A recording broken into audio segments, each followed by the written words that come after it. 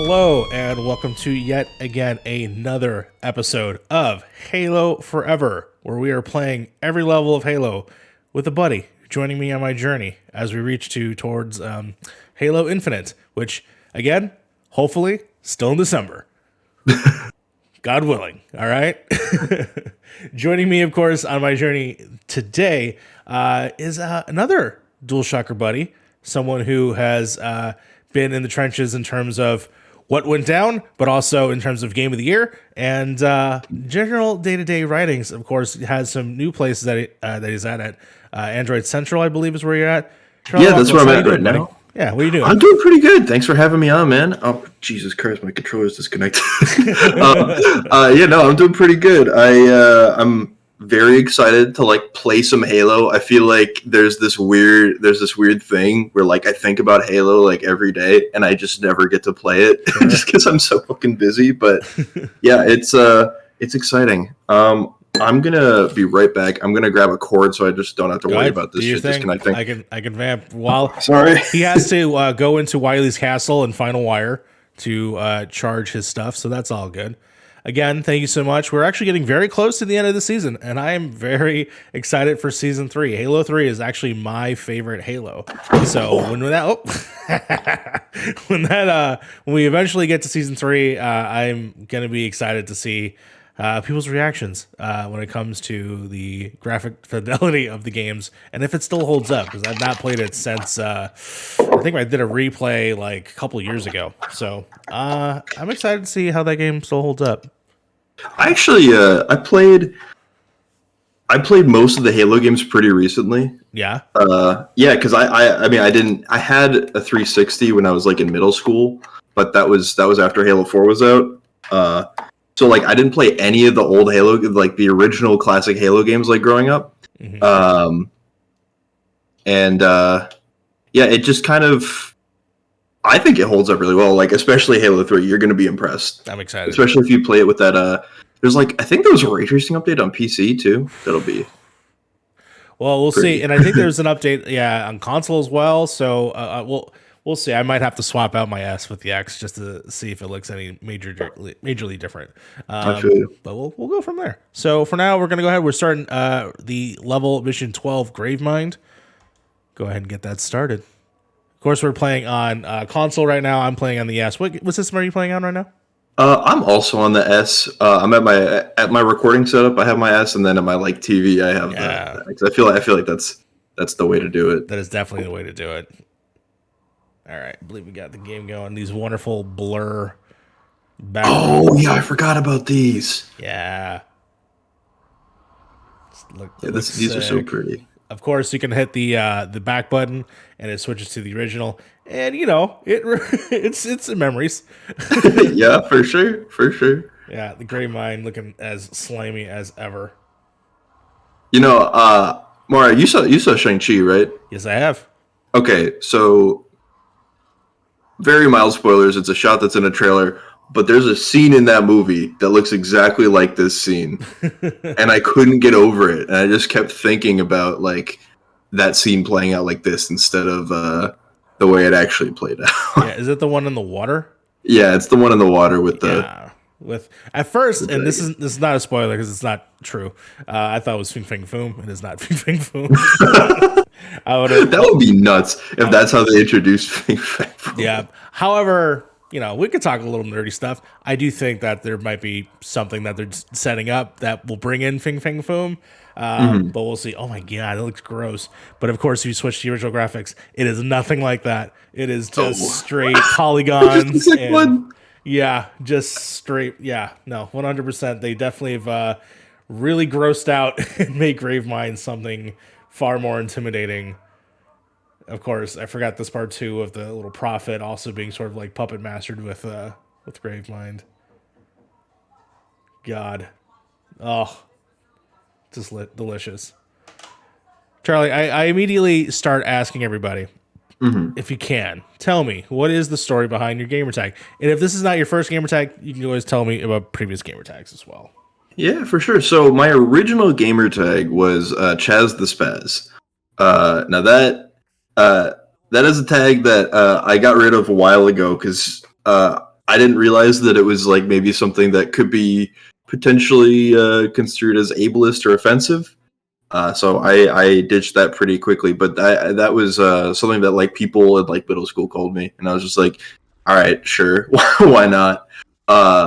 But after, so then, when I changed it, I was like trying to figure out, okay, what do I change it to, and Chaz MKE, which stands for Chaz Milwaukee, just kind of fit. It just kind of stuck. I'm thinking about changing it again, but we'll see, because like I don't live in Milwaukee right now, and I don't know if I will live in Milwaukee again for a while. So I have no idea if I'll end up keeping that. But yeah. I do find that as like a fun moniker. I'm Charlie Milwaukee. How's it going here? Like some shit out of Goodfellas or something. Yeah, but it's just like far, just like far Midwestern Italians, which I find that pretty funny. Oh, we fry the cheese curds. Hey, craft beer. Yep. The Green Bay Packers, whatever. Great. I don't know sports. Yeah. No. You said a little bit about your history with Halo. What was the first thing you saw of this universe? So I think a long time ago, because my parents didn't really like me playing video games growing up, so I didn't really play them until my family got a Wii. So like, I definitely watched my cousins play things in like the 360 era. Like I was always like the little cousin on the couch, like never allowed to play, but I was watching. I definitely saw parts of Gears games and parts of Halo games. Now, which parts I couldn't tell you, but I definitely have like distinct memories of watching people play some of these like classic 360 games. But then flash forward to, I think I was like 12 or 13, and I wanted to get a 360, and so I got a 360 with Halo 4 and Minecraft. And Halo 4 was actually my first Halo game that I like properly owned. I didn't play the campaign at all. Like really, like I played like, I think it makes you play the campaign because the multiplayer has to install for that game. But yeah, I'm pretty sure that was the case back then. Okay, we were together. We were two Master Chiefs, I think. Oh, I'm not able to. What the hell? Okay, wait a minute. The controls all messed up. Yeah, I'm not able to move. Nope, weird. And you just died. Yeah, I like literally my sticks don't work. I'm sorry. No, that's okay. Here, one second. But yeah, no, I played so much Halo 4 multiplayer, and then I just like didn't touch the franchise until I got Game Pass. I got a all of a sudden. There we go. Oh, I ran out of bullets. Okay. Oh no, just loot me. Run. Yeah. There you go. There we go. 90 needles. Don't you? Damn it. Oh. All right, let's see. Let's see your sticks back up. If not, we be a technical. Nope. My six. Okay, yeah. Go ahead. Oh no, it doesn't let me like pause it for you though. Boo. That's fine. Here, go ahead and get it figured out, and then I'll cut this part. Okay. Sorry. That's fine. Wow, that is weird. What the fuck is going on? Is the light on the controller? It was, and then I just decided to plug it in using the like a USB-C controller, and now it's just like flashing. It's not even like doing the weird. Okay, I think I just need new batteries, to be honest. Yeah.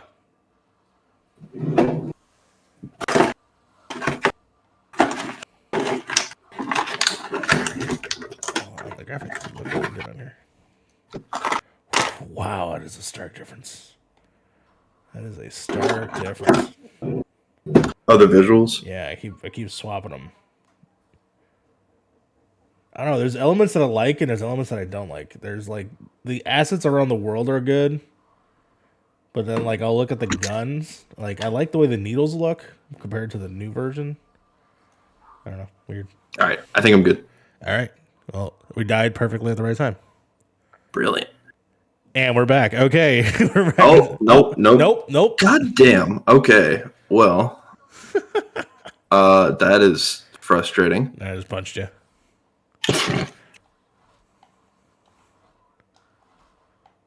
Actually, the detail on Master Chief looks dope as hell. Yeah, I really like his design in like a lot of the earlier Halo games. I think it's like very interesting to see how it's evolved. Mm-hmm. Especially from like 1, which was very blocky. 2 actually is pretty solid, even with the remaster. And also, I think kind of like in some of the later games, it gets like weird high concept sci-fi at times. Mm-hmm. And like, I don't dislike it because I just generally enjoy like the aesthetics of things like that. But I don't think it's better than like, you know, the classic, more like kind of tactical feel of his older design. Mm-hmm. He's still not moving. Still not been able to move. No, I booted it up and now my controller's updating. Great. Okay. Hopefully that'll fix the problem. That's really annoying that's what's gotta happen. Yeah, that's fine. Usually it's pretty fast when it comes to updating. I'm just gonna hide my character. Hopefully leave me alone. I missed a call. That's this early in the morning. Who dares? Who dares?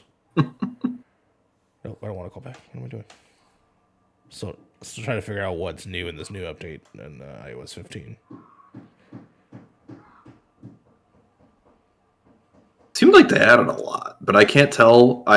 It's always weird with Apple marketing because it's like I feel like sometimes it's stuff that they add in the new update, and then other times they're just talking about the new iPhone, but they act like everybody has it, and then people go to like try and do something with that new feature, and then it's just not there. Mm-hmm. Yeah, like I was kind of like debating on upgrading again because I wanted that camera, but then I've seen the reviews on it. It's not like certain things you have to like buy a specific model of the phone too, which I'm like never a fan of. Oh, there we go. Let's fucking go. All right, it's working. All right, here, hold on. Yes, Let's get murdered. Let's get murdered first, and then it'll give us a clean wipe here. Kill me. There we go. All right, cool.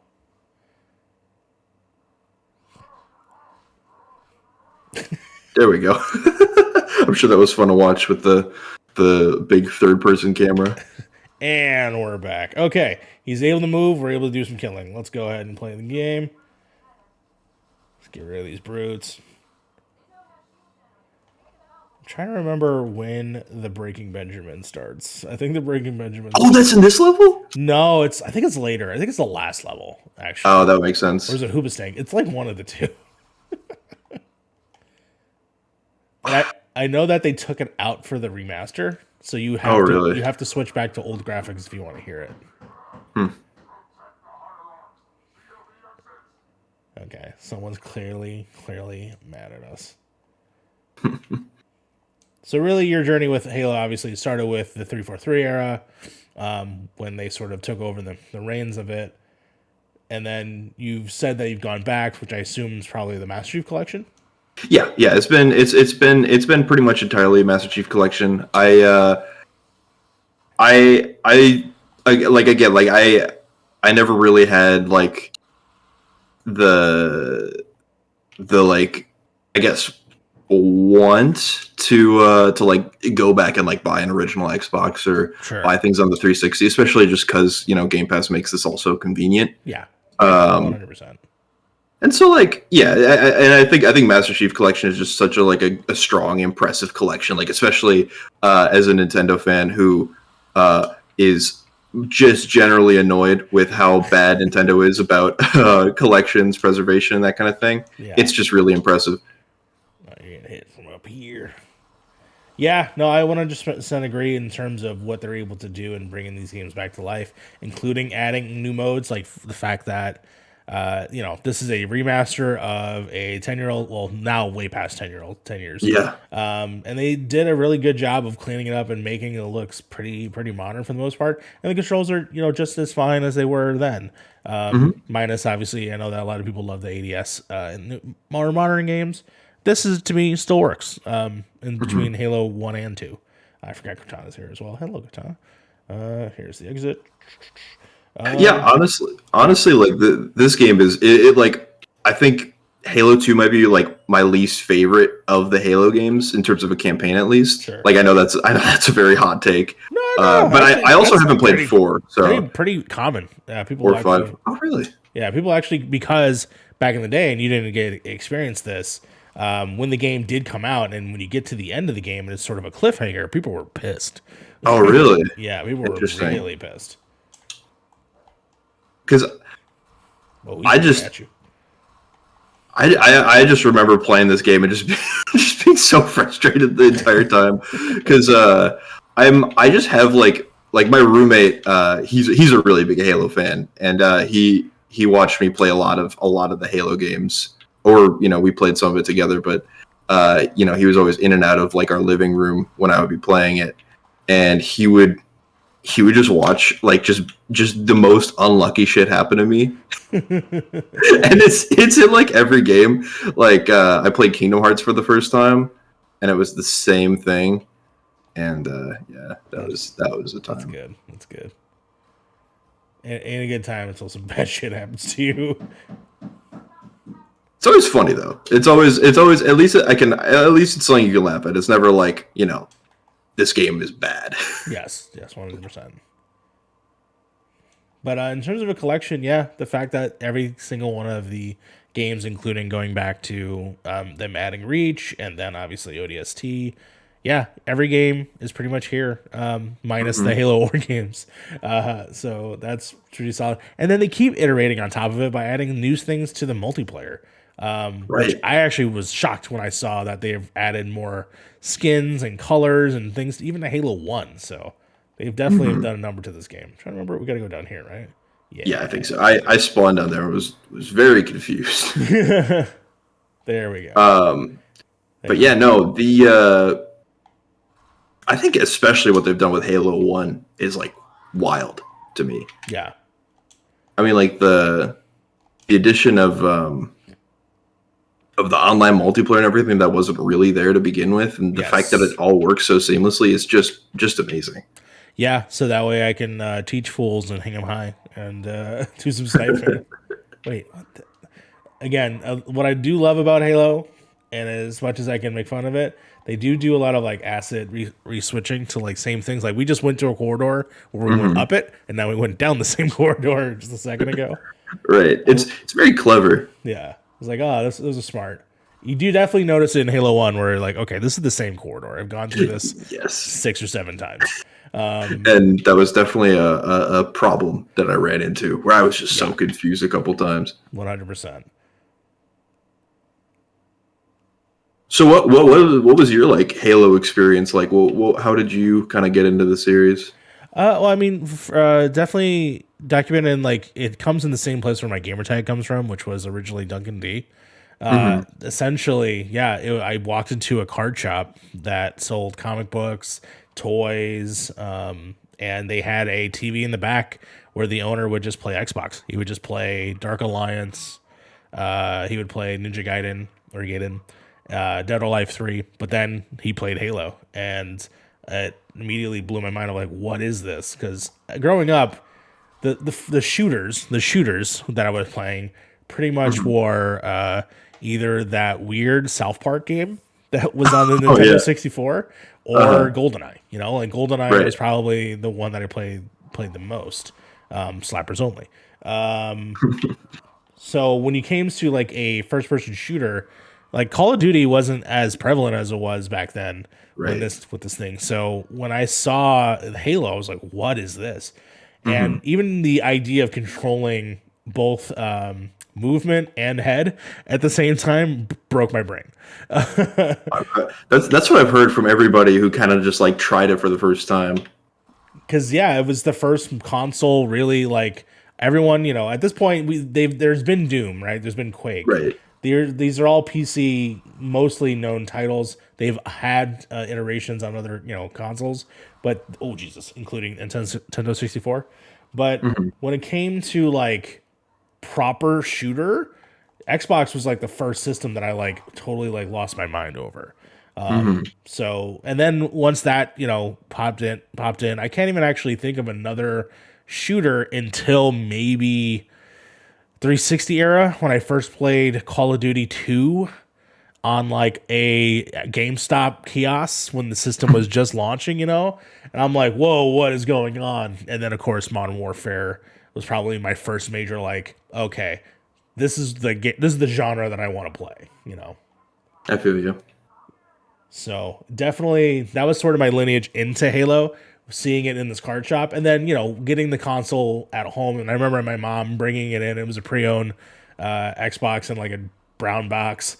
But you know what? I didn't care. I got a copy of Halo. I'm playing it at home. I remember getting lost in the Halo level right away, and just having a blast playing by myself, getting through the game, getting all the way up to the end where you go on that ride. Oh man, what a great level. Yeah, 100%. I think I'm like a big Metroid fan, and that's something that Halo and Metroid both consistently nail. Is there at the end of most games in both of the franchises, there's like that escape sequence at the very end, and it always just kind of feels like this big bombastic finale. Yes. Yeah, Halo definitely nailed that crescendo leading up to the end of that game. And I think that's why when people got to Halo 2, it sort of doesn't have that major moment. It has a cool shootout, I think, at the end of the game. But at the same time, I do understand how people like really wanted something more. But when it came to, then later Halo 3, I think Halo 3 really brought that back. And then the fact that you added not just 2 people, it was 4 people at that time. So you got to really experience with your friends. So that I thought was pretty awesome at the time, to be honest. Yeah. Okay, I am either getting turned around. Okay, there we go. These damn shoots are interesting while they're going. All right, cool. Cleaning this up. So what got you in the video games in the first place? I think honestly, like it's kind of a weird thing because looking back, it was like like a gradual thing where I said this earlier in the show, but my parents, my dad's an English teacher, so I think he had a predisposition towards dealing with his students playing video games instead of doing their homework. Of course. And so I think he had a bit of a preconceived notion or disposition about people who play video games, all that kind of thing.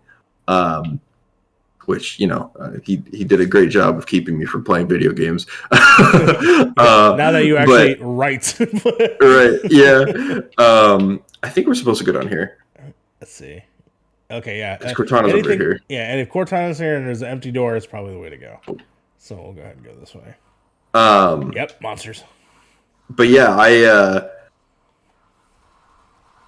my cousin, when I was like 5, he sold me his original DS for like $100, and he gave me like a ton of games with it. And that was kind of my introduction. My first, the first game that I like bought with my own money was I think Pokemon Platinum. Ooh. And I think that was kind of like the beginning. And then, fast forward a couple years later, my family got a Wii Sports on Christmas Day. I mean, that was a big one for me.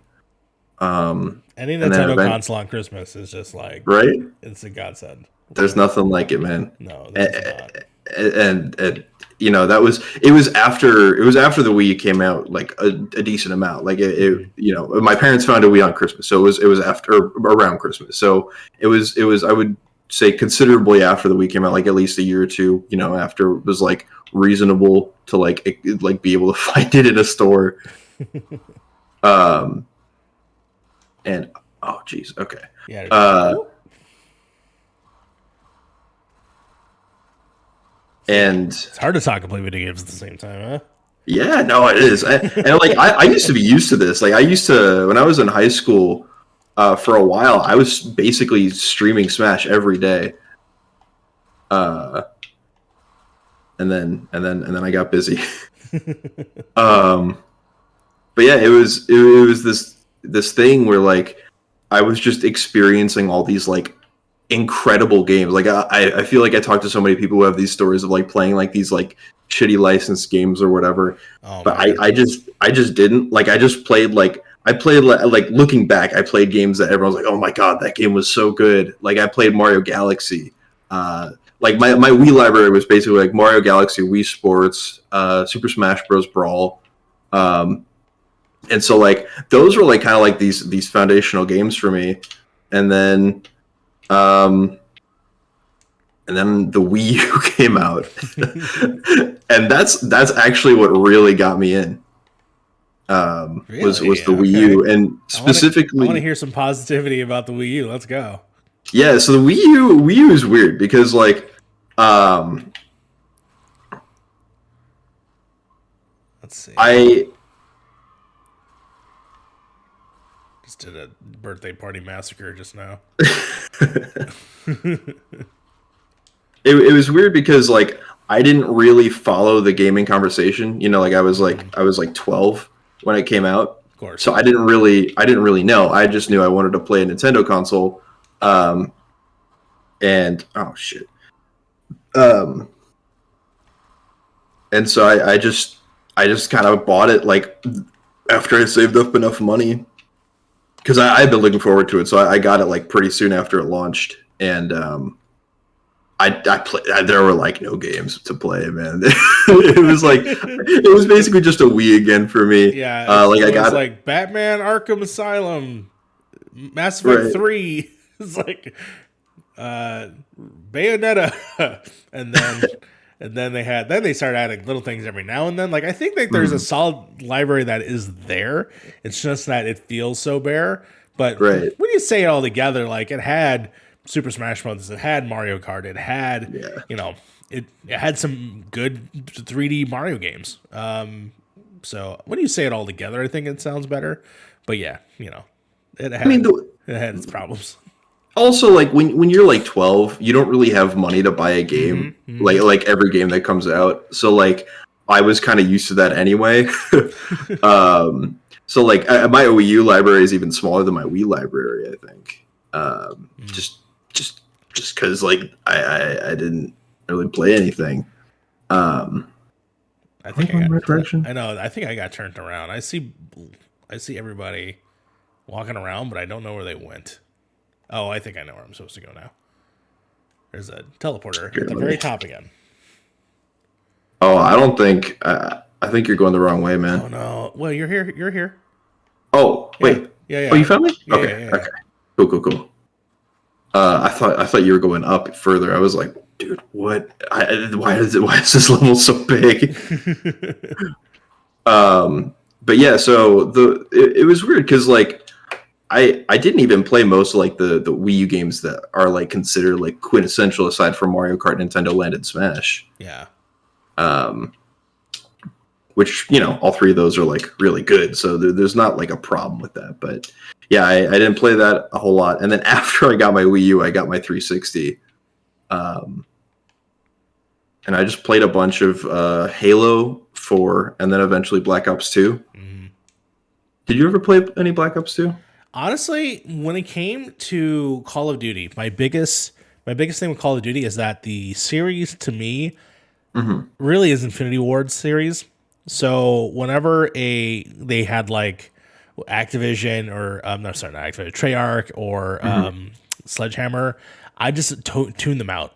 Like for the most part, I feel you. I think it's because I played Advanced Wars or something like that. Advanced Advanced Warfare, the Troy Baker one, yeah. And I was just like, this is just whatever. So whenever it came to the Call of Duty series, that's where I sort of like.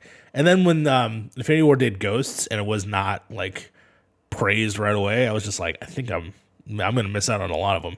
So Black Ops, yeah. So I missed out on all that. I did play Cold War. Because that was probably the last major game I got for free at DualShockers. And I had a PS5 at the time, so I was like, it was an excuse. But otherwise, no, I completely have missed out on like the Frank West stuff and all that stuff. But I do find it funny. Well, go ahead. I'll just speak. No, I was just going to say, like, I think it's interesting. Like, you kind of fell off right after... right when so many people fell off, like Ghost was like the first one in a line of just atrocious games, like relative to the previous quality at least. Yes. And like I never played Modern Warfare 3. I actually never played any of the Modern Warfare games. The only two Call of Duty games that I've owned are Black Ops 2 and then Advanced Warfare.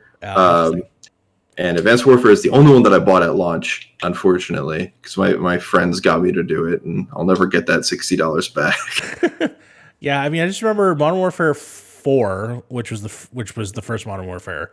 That game just blew me away in terms of like, oh, it's a modern shooter at the time, and the way that the game worked, the mechanics, the kill streaks, like the multiplayer, like it was just incredible for what they accomplished. And then when they did the remaster, I was actually very happy of how much of it still retained.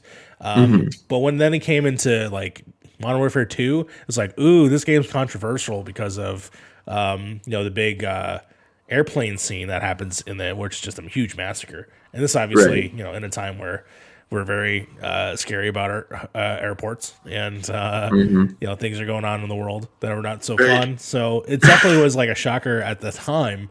But yeah, I do find fun that the most ones that you played were the Black Ops ones, which also introduced like the zombie stuff. Oh no, it was World at War was the first one that did zombies.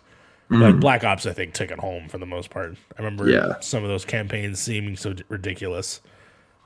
Yeah, it's weird. I never really played. I'm not the biggest I just didn't play a lot of co-op growing up.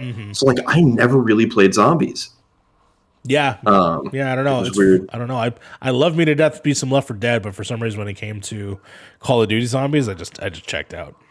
The one thing I did want to bring up, and I noticed, is that I most likely you are probably at this moment the youngest person I've had on the show, which also means that you've definitely lived in a time where we're sort of past and you brought it up, these sort of like third license games, the third party license games, where they were not good, Right. or they were just what we had. So Yes. you missed out on, like, I would say, a majority of like the Disney games that we were forced to play just because we love Disney, or like the Harry Potter game, which in my mind is still good. It probably does not hold up from. I remember so many bad fun things about that, but there are some good in there too. Like Oh yeah.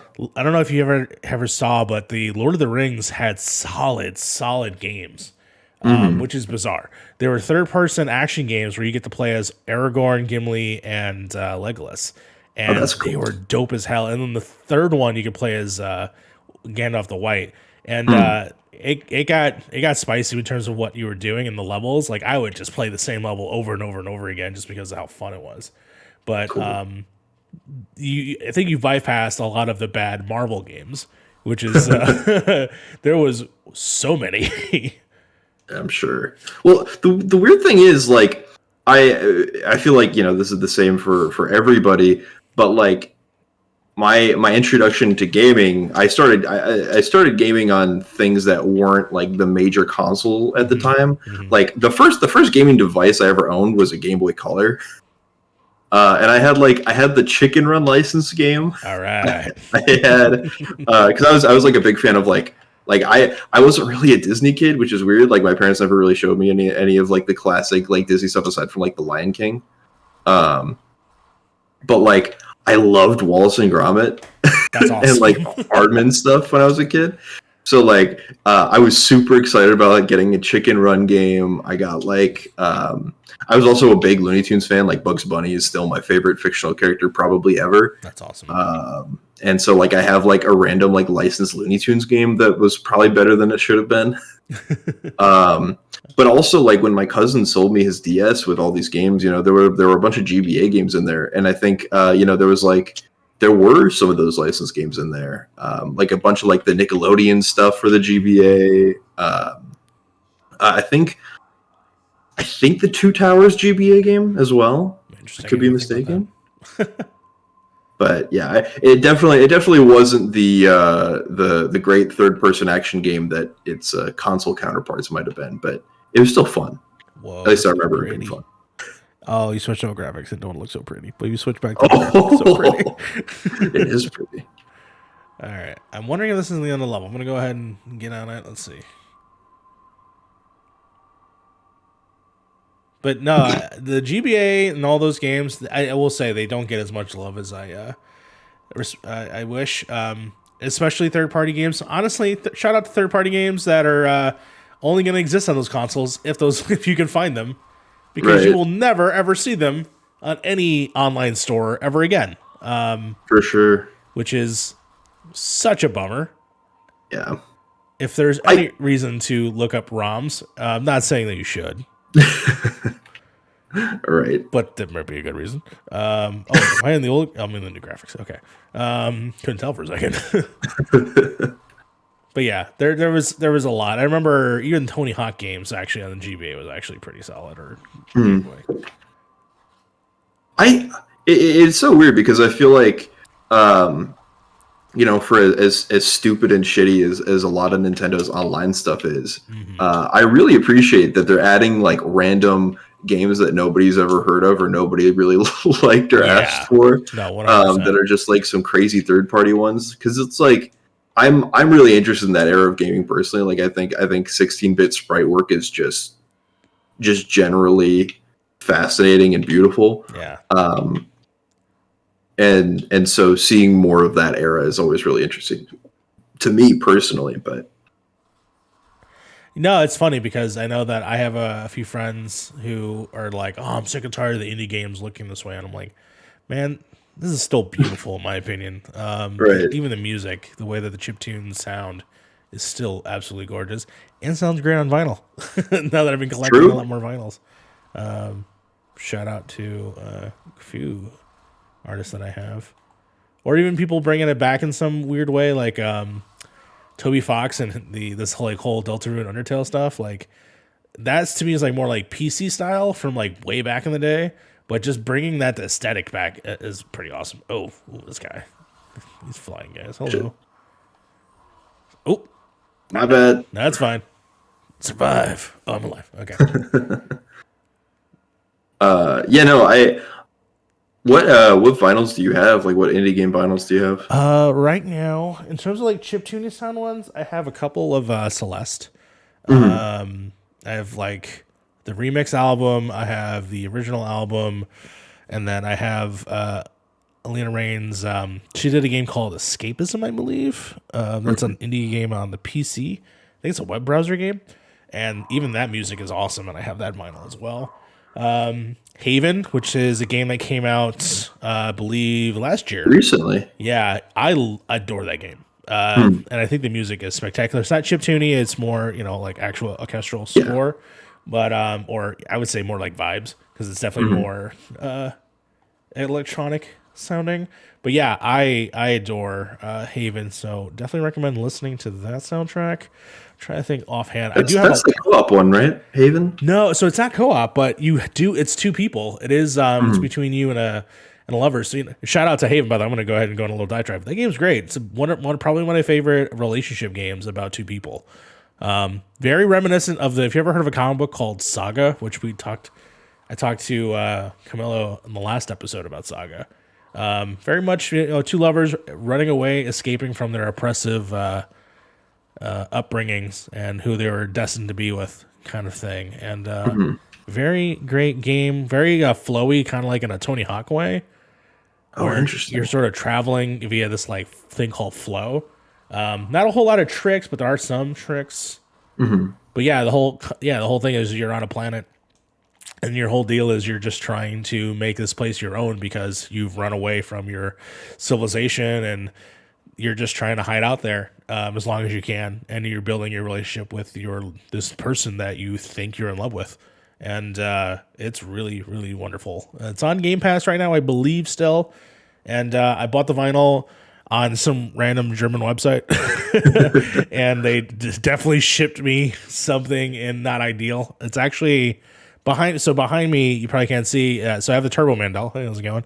But I also have the vinyl booklet that the discs come in because it was damaged, and I didn't want to throw it away. And the art was amazing on it, so it's behind me somewhere.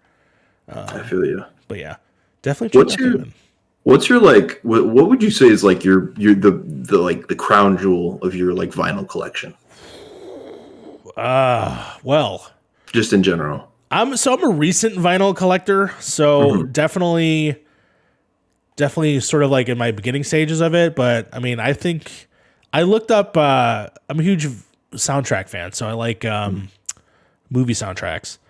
And one of my favorite soundtracks in the last several years is a movie called It Follows, and it has that awesome synthy, scary sound. And I managed to find a copy of one on Amazon, which was funny. But the reason why it's coveted is because it's supposed to be very limited and very expensive in other places. And when I looked around, it was very expensive.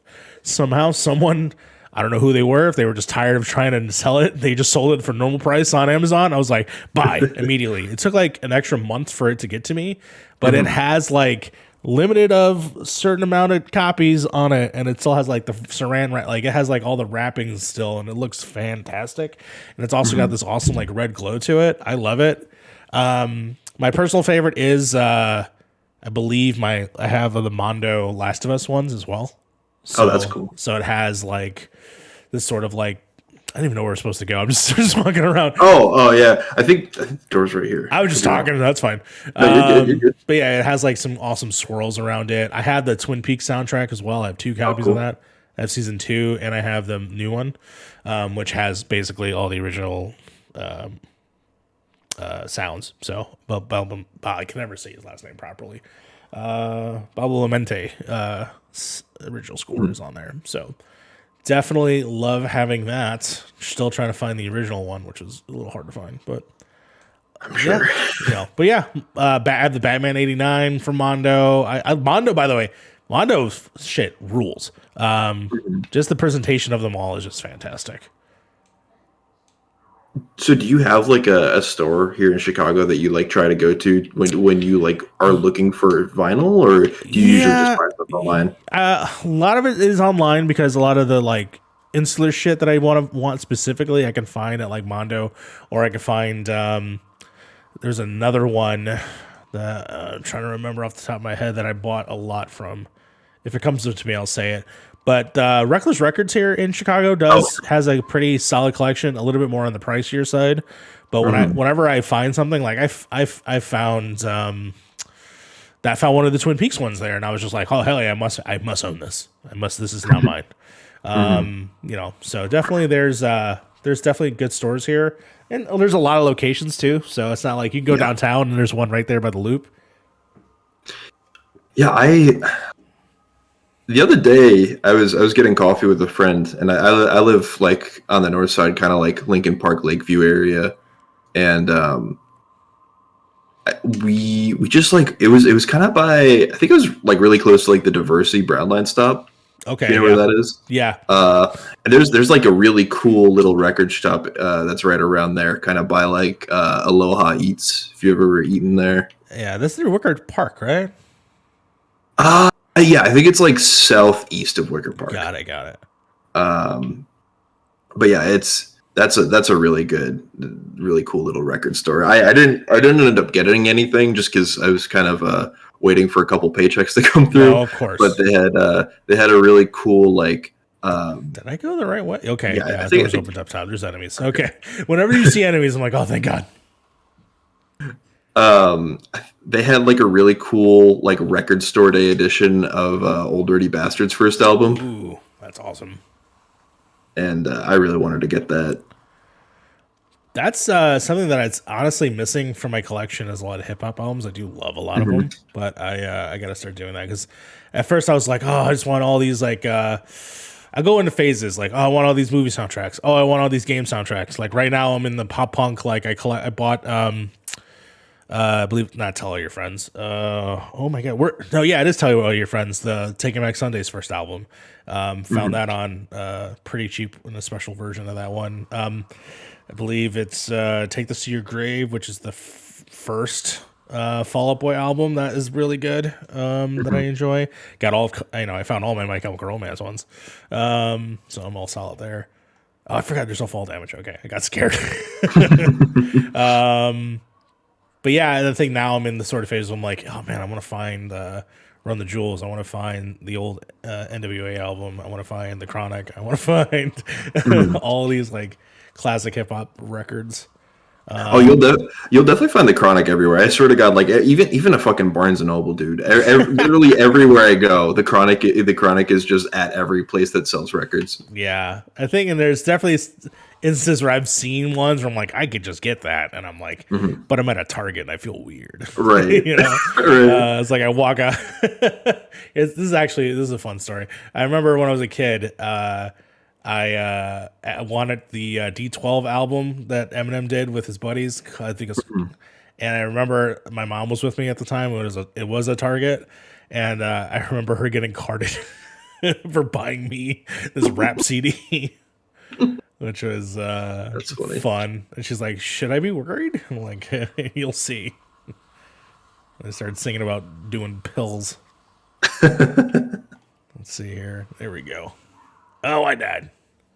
Is there a dude over here? I'm alive. Oh, cool. There Cool, was a cool, dude, and then he murdered me. cool. Let's see. This guy just casually, like, on his Oh line. God. Oh, God. You here see we go. that? He just fell out of the map. Oh, no, I didn't. No, I missed it. That's hilarious. Okay, boom. Murder. Murder is happening everywhere. So what is the last game that you reviewed for DualShockers, if you remember? I think it was Little Nightmares 2. Little Nightmares 2. Okay. Yeah. That was a weird one because I was like talking to one of the press people for that game, or one of the PR people for that game, because they wanted to send me like a little press package, Nice. and he sent me an email asking me for my address on my DualShockers email, and I responded to him. I gave it to him, and then like immediately, like maybe like the next day, everything went down, and I quit. Oh man. and so I never got I just imagine that some random like old lady like on like maybe at my old address but just like north instead of south Plymouth or something like that got like this package of just full of eldritch horrors. That's awesome. But yeah, no, that was you didn't do a ton of review stuff, did you? So, I mean, I never really considered myself a writer there until they had that Donut game, which to me, I was like, oh, this is like a very Twin Peaksy kind of thing. So this is my aesthetic. So I'll give it a shot. Nobody was really asking for it. And so I was like, yeah, I'll do the preview, which I did my first preview that way. Like I was slowly transitioning into it. And I probably would have continued doing it. And honestly, I still do. But I've been doing it sort of like privately with like Point in Progress, where I've been doing it for some indie games that I've been allowed to have access to. So, I definitely want to get more back into it.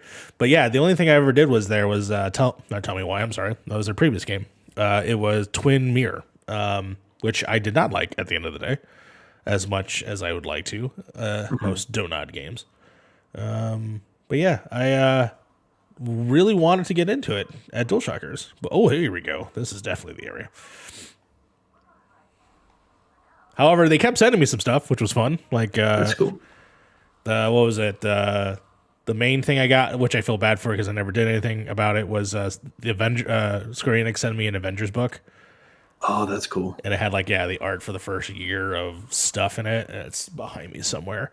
And I feel bad I didn't do anything with it specifically, but they sent this to me. And then the biggest thing I think they sent me ever was the fucking chair, which Oh, you got a chair? yeah. So I got a chair from, I think it was like Anda Games or Anda Gaming chair. And I remember doing a video sort of impressions on it because I wasn't like, I don't know how to review a chair other than it sits good. Right. I can't fit in it, but it sits good for normal people. But I was like, this is cool. And I ended up giving it, actually, right before we quit, I gave it to Peter, the first guest of Halo Forever, who sat in it in the video, which was cool. So he's sitting in it in Halo Forever. Wait, is Peter Chicago based? He is Chicago based. Oh, I had no idea. He is near Downers Grove, if I remember correctly. Cool. And yeah, we've I haven't talked to him lately. I would love to. He's a great dude, and again, wonderful first guest on Halo Forever. But yeah, he drove on down with his father and picked it up, and I was like, "This is great." Cool. I got to meet him in person. He's like, other than Logan and Mike, who I've known before DualShockers, he was the only DualShocker I've actually physically met. That's wild. Yeah, it's strange because like I feel like they're like not all of us, but there was definitely a good amount of us who were Chicago based who worked at DualShockers like towards the end.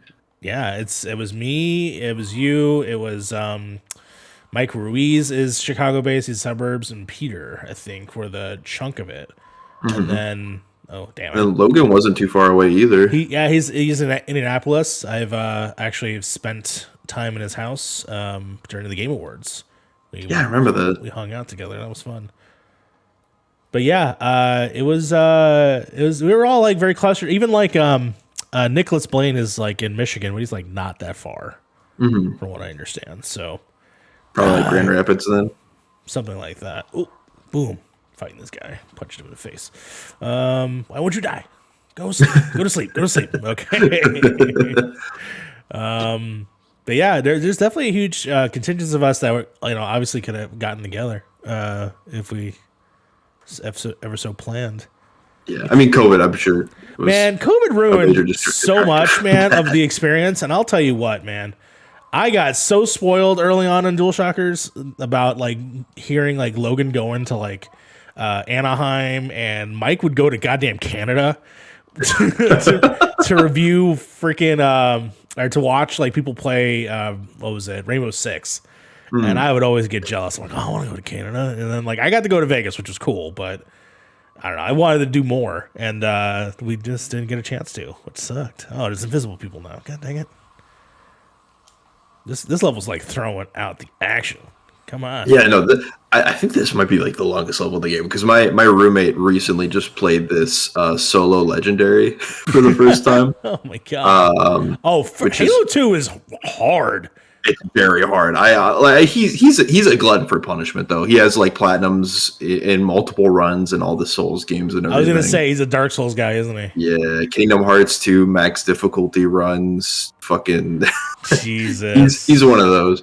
Proud difficulty. And yeah. At least he's not the the type to talk about it a ton. I make fun of him for it a little bit, but. Am I supposed to go down here? Oh, I fell down. No, I sorry. I should have warned you. I did the same thing and lost my energy sword. They put me like right above it too when I spawned, so that's funny. Let's see. Okay, I think we're in a solid place. We just got to kill again. The only other problem with on the console setup is that I can't hear the beautiful music.